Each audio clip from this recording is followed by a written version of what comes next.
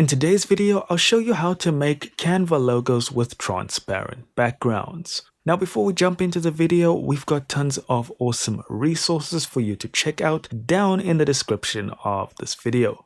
Alright, so here is our logo, just a random one I pulled from Elements. And of course, this is going to have a white background.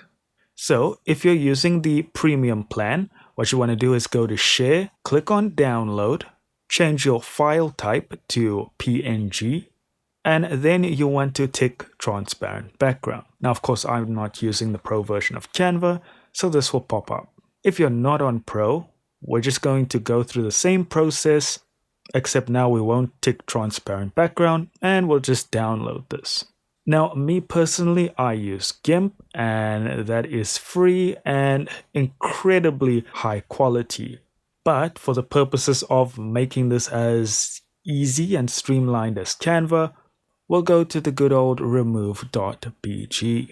And here in remove.bg, all you need to do is click on Upload Image, and then you'll see the background is removed. And if we click on Download, note that your quality is going to degrade quite a bit unless, of course, you unlock max quality, which I believe is a premium feature. But again, generally for small logos, this is going to do the trick.